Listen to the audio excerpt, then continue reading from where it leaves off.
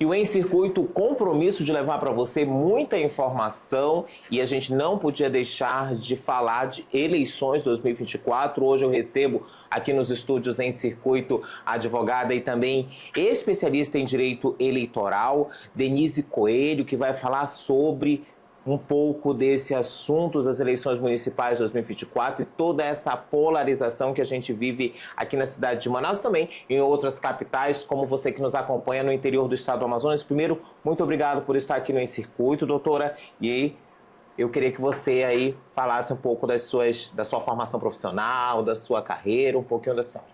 Perfeito. Eu primeiro quero agradecer o convite daqui do Em Circuito, do Maírco. É um grande prazer a gente estar aqui, porque conversar sobre direito eleitoral é entender a necessidade da gente discutir política. Tem aquele bordão que diz que religião e política e futebol não se discute, mas a gente tem que discutir sim, até para que a gente possa escolher conscientemente quem vai representar esse ano a gente na Câmara Municipal, que são os nossos vereadores, nossas vereadoras, e quem vai gerir a nossa cidade. É o nosso dia a dia mais próximo dos que estão lá escolhidos esse ano na eleição de 2024. Doutora, a gente já começa ressaltando essa importância do período eleitoral das eleições municipais e onde serão escolhidos os vereadores e prefeitos. E eu queria que a senhora falasse um pouco sobre isso, porque toda eleição há uma legislação diferente, muda-se a resolução e muita gente ainda não se atém. Nem os candidatos, nem os pré-candidatos se atêm a essa resolução e acabam muitas vezes pecando. Eu queria que a senhora pontuasse isso, até para tirar uma dúvida também do telespectador que nos acompanha neste domingo, um domingo caloroso na capital amazonense, vivendo esse verão amazônico. Com certeza. O que acontece? Nós temos as legislações específicas, que é o Código Eleitoral, o Código dos Partidos Políticos, a legislação relacionada à prestação de contas, mas também temos as resoluções. As resoluções, elas são editadas todo ano eleitoral para que a gente tenha a aplicabilidade dessa legislação. Como tudo na sociedade muda constantemente, as resoluções elas vêm justamente para que a gente possa estar o mais próximo da nossa realidade. Sim. Um fator disso é o quê? O impulsionamento das redes sociais. Nós temos a previsão da possibilidade de impulsionamento durante a eleição da propaganda nas redes sociais, mas que foi através de uma resolução que se foi editada as normas relacionadas ao impulsionamento. Nós temos também a questão da doação via Pix, que também está prevista lá nas resoluções hoje editadas pelo Tribunal Superior Eleitoral. Outro ponto que a gente pode destacar também é relacionada à utilização de inteligência artificial durante o período eleitoral. É na resolução que trata de propaganda eleitoral editada no ano de 2024 para a eleição de 2024 que a gente tem ali a proibição da utilização da inteligência artificial. Inclusive, isso foi objeto de uma audiência pública, onde a gente teve ali discussões de várias áreas e se chegou no consenso que seria muito negativo a utilização, porque nós não teríamos parâmetros técnicos e durante o período eleitoral que se dará do dia 16 de agosto até o dia 6 de outubro, nós não teríamos ali previsão técnica para avaliar se determinada publicação poderia ou não estar sendo manipulada pela inteligência artificial. Deu um certo frisson essa questão de inteligência artificial, não é, doutora? Inclusive, a gente viu aí que alguns veículos de comunicação até divulgaram aí matérias também dessa questão da audiência pública que aconteceu.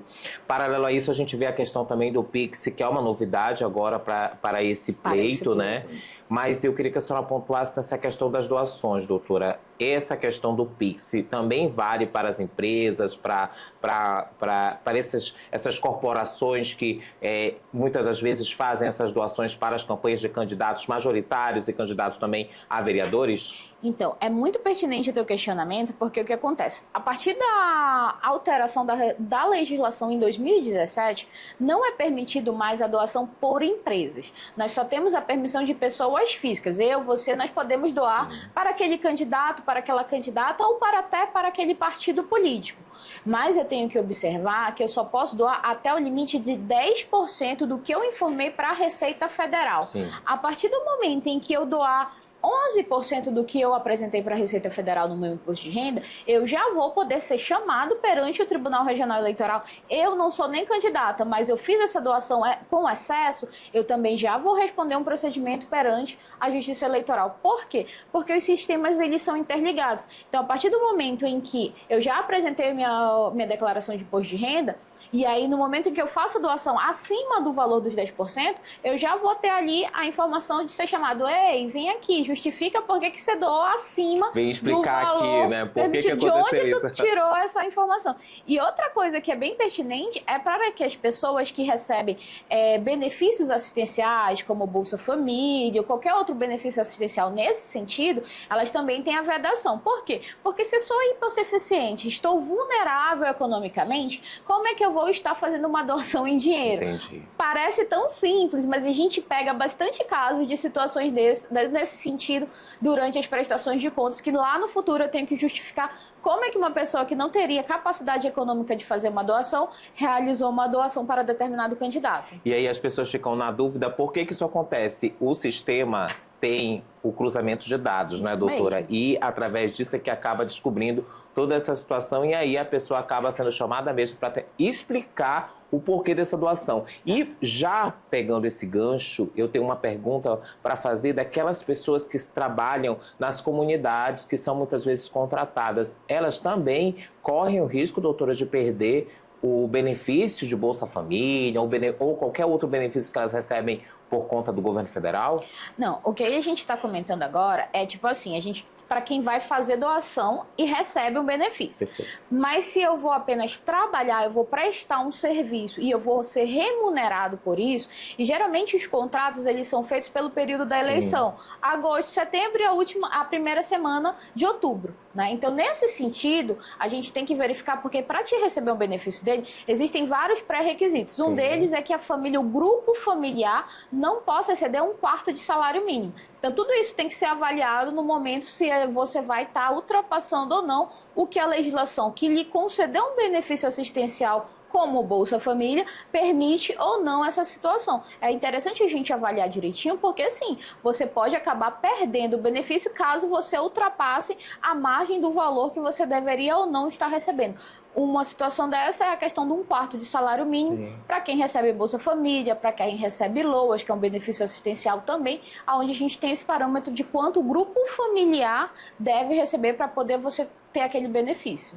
Olha aí, gente, a gente está acabando de tirar dúvidas também nessa questão das pessoas, dos comunitários, das pessoas que gostam de trabalhar em eleição. A doutora também está esclarecendo isso, mas a gente falou anteriormente sobre também a doação de empresas, aí, a doações via Pix e como são feitas essas doações. A doutora também já esclareceu sobre isso, então a gente tirou aqui 2 dúvidas que são pertinentes para esse pleito de 2024. Eu queria também falar com a doutora a respeito e queria também, e gostaria, claro, que ela esclarecesse aqui para os nossos telespectadores a questão do direito eleitoral, para que eles possam entender. Queria que você explicasse de uma forma bem simples o que é direito eleitoral e a importância desse processo democrático aí, tanto para o município como capital, né, para o Brasil, enfim.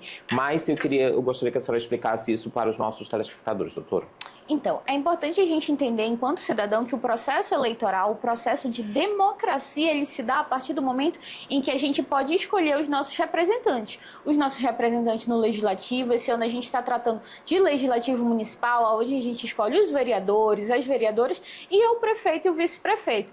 Esse processo de escolha, ele nos permite dar a capacidade ativa no momento em de definir quem irá nos representar nesses 2 poderes, tanto no poder legislativo quanto no poder executivo. É por isso que a escolha consciente de quem vai nos representar, ela é tão importante para a gente enquanto cidadão. E também fazer uma parte mais ativa enquanto agente fiscalizador. Por que eu estou comentando isso? Porque a partir do momento em que a gente começa a verificar, e uma situação simples que não deveria mais acontecer, mas a gente continua verificando durante a eleição, principalmente durante o dia da eleição, é a distribuição de santinhos nos colégios eleitorais. Então, no dia 6 de outubro, se você verificar essa situação, eu recomendo, baixe o pardal, você pode fazer a denúncia direto para o TSE, e é uma denúncia anônima, muitas pessoas têm receio de fazer a denúncia, mas você pode fotografar e enviar direto no aplicativo. Fazer a sua parte também enquanto agente fiscalizador durante o processo eleitoral, porque a festa da democracia, ela só se dá se todo mundo participar de maneira ativa.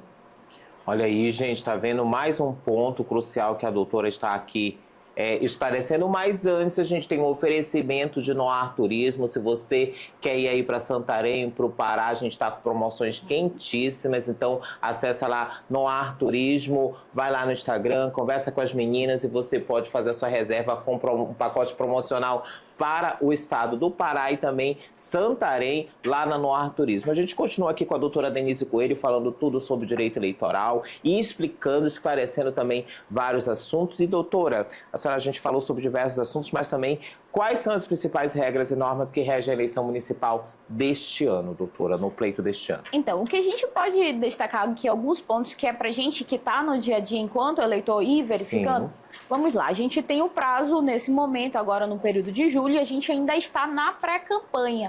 O que significa isso? Que todos estão pré-candidatos, não são candidatos. Eles só serão candidatos a partir do momento da convenção partidária, aonde serão escolhidos de fato pelos filiados daquele partido ou daquela federação, que é a reunião de blocos partidários, quem de fato irá representar o partido para concorrer à eleição.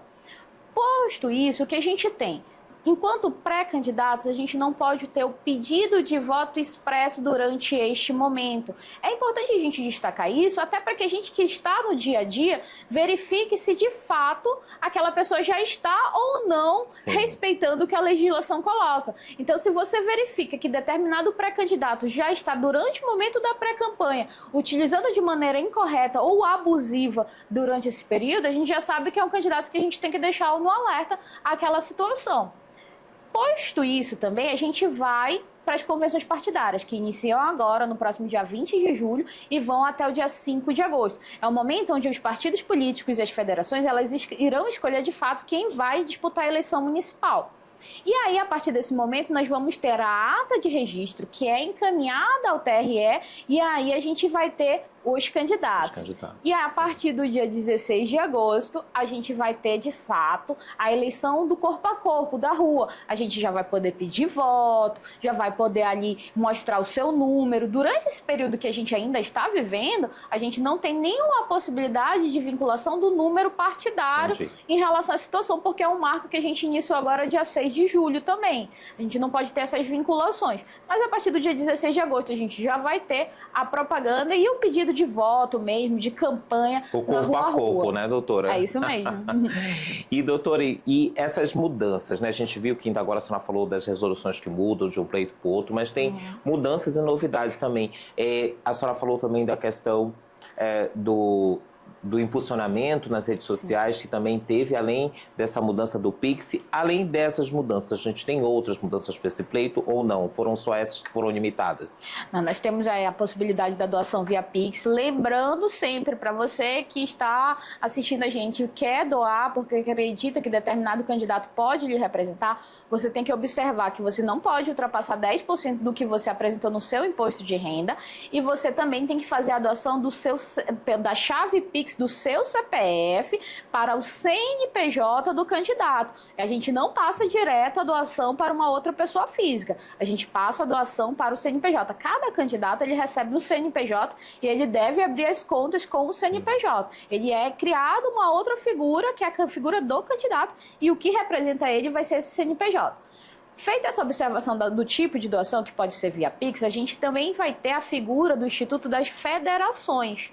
Atualmente no Brasil nós temos 3 federações. A Federação PT, PCdoB e PV, que é o Brasil da Esperança, nós temos a Federação PSDB e Cidadania e nós temos também a Federação PSOL e Rede. Essas 3 federações nós temos representações aqui no estado do Amazonas e na capital nós também teremos ali a disputa pelas essas federações ao pleito do majoritário, que são os candidatos a prefeito e vice-prefeito.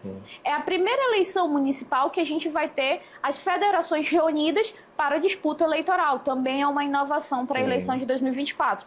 E é bom lembrar também ao telespectador que a federação ela não pode ser confundida com a coligação. Que a coligação ela já era um instituto que existia. Atualmente ela só é permitida para quem vai disputar a votação majoritária, que é prefeito e vice-prefeito. Nós não temos coligações para quem vai ser eleito proporcionalmente, que são os vereadores e as vereadoras. Então, assim, feitas essas distinções, uma das inovações vai ser a federalização em relação ao pleito majoritário. E, doutora, a senhora falou nessa questão da federalização das coligações, mas também no meio disso tudo tem aquelas eleições coletivas. Como é que vai funcionar nesse pleito? Mudou alguma coisa? Vai continuar a mesma resolução do pleito passado? Como é que ficou isso? Então, é bem pertinente porque nós já viemos de outras eleições, né, com essas bancadas coletivas. Sim. E a bancada coletiva, ela foi, de fato, ela está posta hoje na resolução e na legislação em relação à possibilidade, à permissão de uma bancada coletiva disputar uma eleição. Aqui no nosso estado, nós ainda não tivemos nenhuma figura de bancada coletiva sendo eleita. Mas nós temos no estado de São Paulo, onde já foi eleita uma bancada coletiva para o pleito municipal. E aí, como é que funciona o registro de uma bancada? E em análise, nós temos ali verificado que muitas bancadas irão disputar esse pleito municipal, por conta da restrição de número de candidatos que cada partido ou federação poderá lançar. Atualmente, na cidade de Manaus, cada partido poderá lançar até 42 candidatos. Então, ali dentro desse momento, que é o momento da convenção, o partido vai escolher quem vai disputar ali entre os 42 nomes que poderão disputar as vagas. Lembrando também aos telespectadores que dessas vagas tem que ser respeitado 30% das cotas das mulheres. Entendi. Tá? E aí, voltando à questão da bancada coletiva. Como funciona? Tem o registro durante a convenção, vamos ter a bancada ali, Amor e Paz. Aí pode colocar até 10 pessoas, né? O número de pessoas que irão compor essa bancada, ela não tem limite. E aí ele vai disputar como se fosse um grupo. Mas na hora de assumir a vaga, é o nome de uma pessoa que está da bancada, que será escolhido pela bancada, que é o nome, inclusive, que fica registrado perante as obrigações do Tribunal Regional Eleitoral e quem vai tomar a posse, a diplomação lá no futuro. Porque a gente não pode entender que o fato de ser uma bancada, todo mundo vai ocupar essa cadeira, e aí sabe? já gera uma confusão, né, doutora? Deus me livre. Vamos já aguardar pensou 10 pessoas eleitas por um pleito e por uma cadeira só na Câmara? Deus me livre. E aí, o arranca-rabo depois, já Deus é mais. Esse é o grande problema que a gente fica aguardando para saber no dia que uma bancada for eleita aqui na nossa cidade, como Deus é que vai se dar. Doutora. E, doutora, e quanto a essas questões das irregularidades, doutora? Quais são os desafios legais e mais comuns enfrentados durante essas eleições municipais? O que a gente mais acaba verificando, principalmente durante a atuação, é a questão do direito de resposta. Sim. A legislação, ela também ali proíbe que você fale mal de um outro candidato, sendo bem objetiva. Uhum. Só que a gente acaba verificando que tem alguns candidatos, principalmente nas últimas semanas, que acabam não respeitando o que a legislação dispõe e acabam falando mal de outro candidato da disputa ali. E aí a gente tem ali o direito de resposta ou a suspensão. Isso acontece muito nos debates, né? Isso acontece demais nos debates, né? Os debates, a gente tem as regras internas que as emissoras emitem. Mas durante o pleito, principalmente nas últimas semanas, o que acontece? Um candidato vai lá e fala na sua publicação, na sua rede social, fulano de tal, não gostei porque você usou uma camisa azul. Aí eu vou lá, não, eu quero entrar com o meu direito de resposta, porque ele não podia estar falando de mim, entendeu? Isso é o maior número, assim, sendo bem simples em relação ao nosso exemplo, mas é o maior número de ações que a gente verifica durante o pleito. Direito de resposta, pedido de retratação, suspensão. E a gente tem uma situação que é uma das resoluções, a previsão dessas resoluções, é a obrigação relacionada às empresas de redes sociais. No caso da Meta, que tem um acordo com o nosso Tribunal Superior Eleitoral, a resolução prevê o quê? Que se o candidato ou a pessoa responsável pela página não suspender aquela publicação após uma decisão, a empresa vai ser responsável também e terá o prazo de 24 horas para suspender. E isso, inclusive, foi objeto dessas audiências públicas, onde você foi questionado, poxa, será que essa obrigação não está sendo muito além do que a gente previa? O problema é que durante o prazo de propaganda eleitoral, que são 45 dias, você não tem como demorar tanto tempo porque você estaria ali desequilibrando o pleito. Então, o objetivo é que o pleito seja equilibrado para que todas aquelas pessoas que estão compondo, estão concorrendo à eleição, possam, de fato, estar ali de uma maneira mais equilibrada durante a concorrência. Olha aí, gente, muito esclarecedora essa entrevista com a doutora Denise Coelho, falando sobre o pleito municipal, as eleições deste ano, que vai escolher, inclusive, aí o prefeito e também os vereadores aqui da capital amazonense e também no interior do estado, para você que acompanha a gente em todo o interior do Amazonas, através da Rede TV, Canal 18, RC-Sat, da TV A Crítica, que leva a gente até você aí nesse domingo maravilhoso e ano de eleição. Tudo fervendo já. E, doutora, tem um prazo já específico para escolher os vices, né? A gente vê que já está uma correria, corre para cá, corre para lá, ninguém sabe. E as reuniões a portas fechadas estão acontecendo, doutora. Tem um prazo para essa escolha de vice?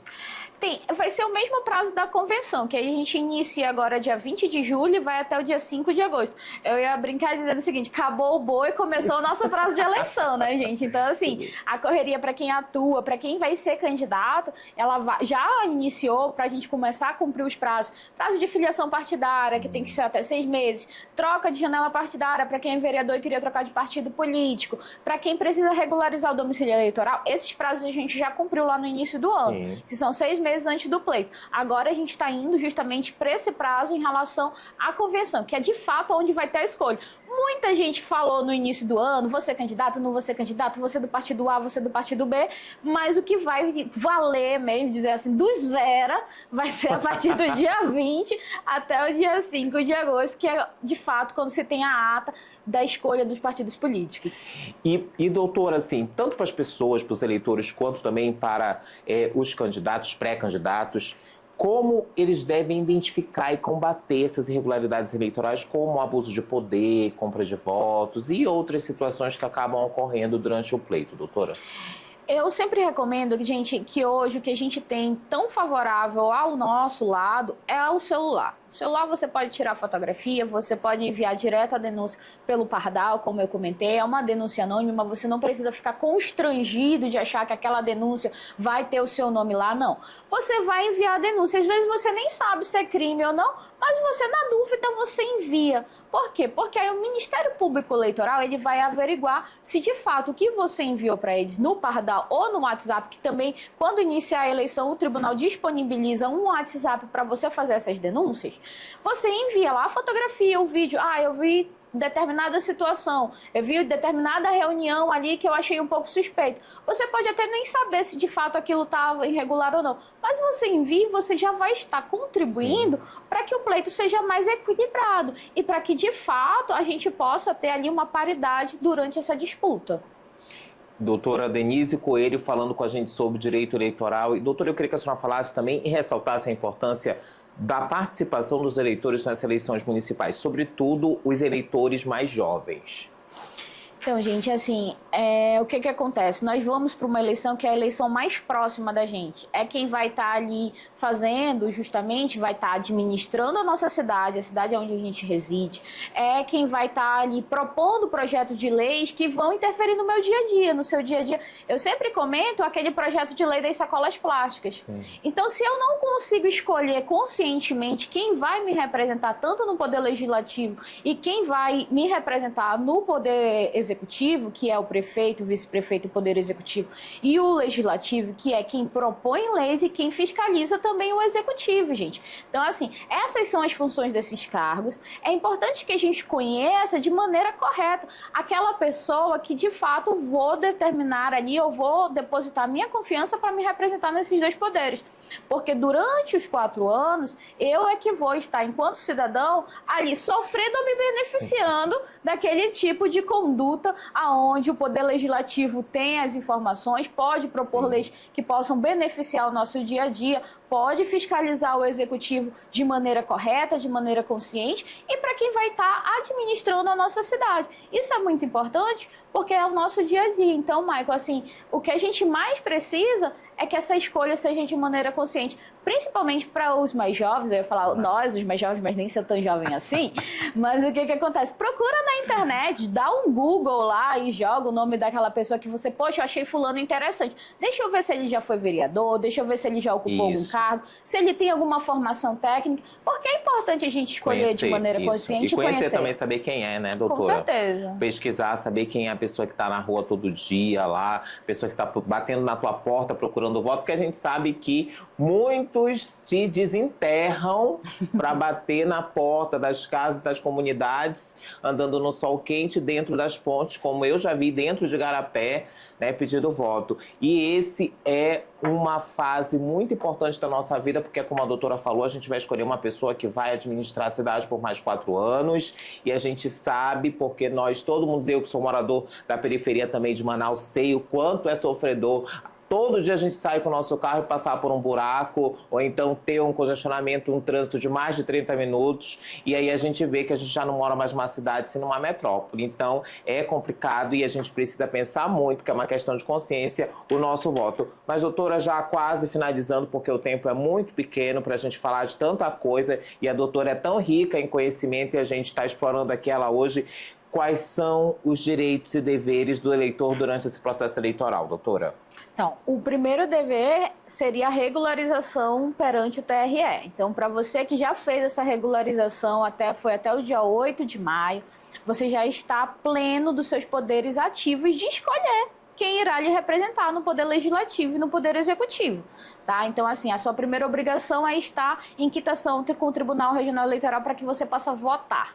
E aí, gente, é ir votar no dia 6 de outubro, é realmente fazer igual os avós da gente, vestir a melhor roupa. Isso eu já escolhi quem vai me representar. Então, no dia 6 de outubro, eu vou escolher a minha melhor roupa. Não vou dizer que a gente vai amanhecer e vai abrir os colégios eleitorais. Também não dá, né, vamos doutora? pensar que a gente também é filha de Deus.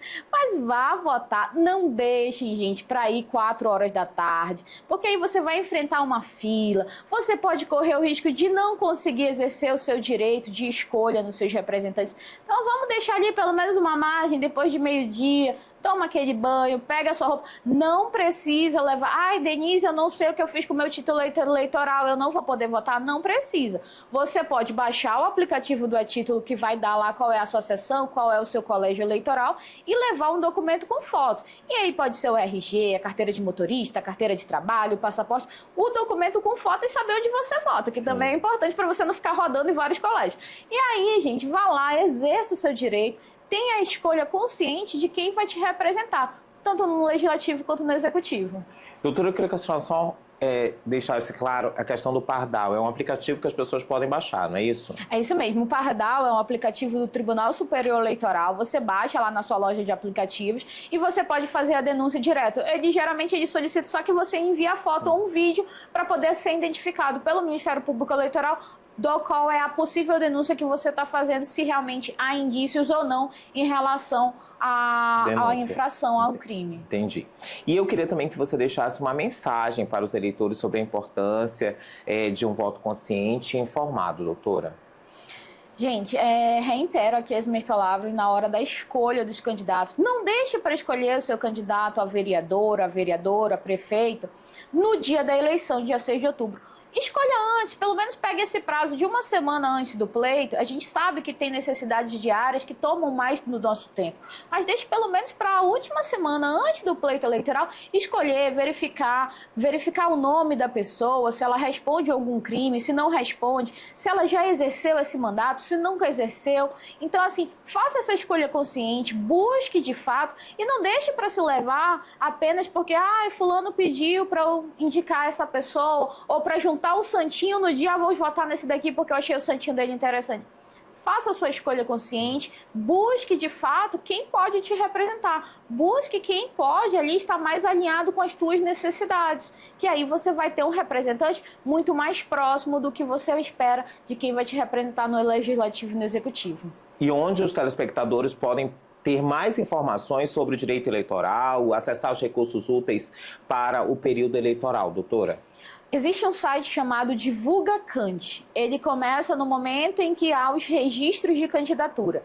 Lá a gente vai ter os registros de todos os candidatos. Você vai poder buscar pela sua cidade, pelo nome do candidato. Você vai poder verificar todas as informações do candidato. E lá você vai ter a formação do candidato, qual se ele já ocupou algum desses cargos, que era o que a gente comentava, qual é o tipo de recurso que ele está recebendo durante a eleição, de quem ele recebeu e com quem ele gastou. Então, quando chegar na última semana, você já tem um perfil completo para saber se aquela pessoa vai te representar ou não perante os dois poderes, legislativo e executivo.